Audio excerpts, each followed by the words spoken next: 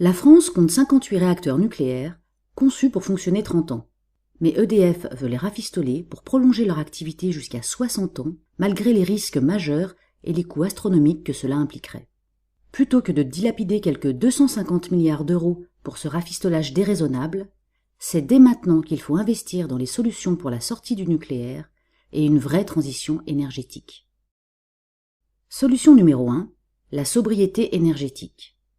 La sobriété, c'est éliminer les gaspillages d'énergie et les consommations superflues, les veilles permanentes, le suréclairage urbain, les écrans vidéo de publicité, etc. C'est aussi reconsidérer nos besoins et utiliser l'énergie de façon intelligente et raisonnée en stoppant la prolifération d'appareils énergivores et superflus.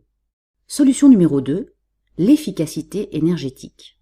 L'efficacité, c'est utiliser les appareils et les techniques les plus économes en énergie pour répondre à un besoin donné. Par exemple, des appareils électroménagers de classe A+, et des ampoules à LED.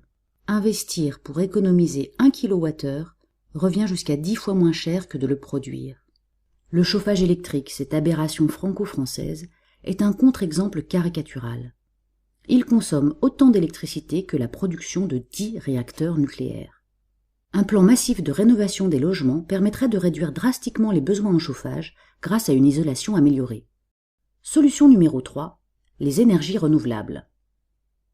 Notre pays dispose du second potentiel éolien d'Europe, et l'électricité des éoliennes terrestres est déjà 30% moins chère que le prix estimé de l'électricité que le réacteur EPR est censé produire à partir de 2016. En équipant de panneaux photovoltaïques seulement 5% des toitures françaises, on produirait autant d'électricité que 10 réacteurs nucléaires. Quant au solaire thermique, il permettrait de couvrir jusqu'à 70% des besoins en eau chaude sanitaire et 50% du chauffage des bâtiments. De vastes portions du territoire français sont favorables au développement de la géothermie, qui utilise la chaleur de nappes d'eau souterraines. Mais seule une infime partie de ce trésor géothermique est utilisée actuellement.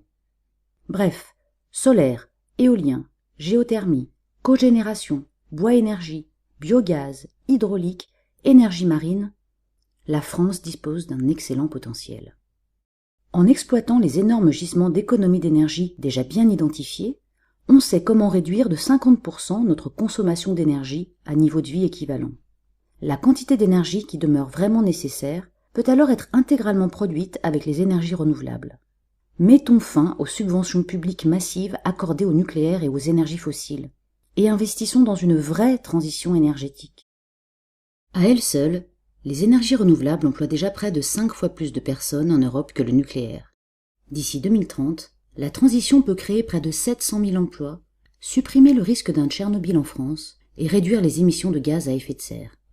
Avec les économies d'énergie et la rénovation des logements, on peut diminuer les dépenses des ménages et éliminer la précarité énergétique qui concerne 3,5 millions de Français. Sortir du nucléaire aura des effets bénéfiques importants sur les plans écologique, social et économique.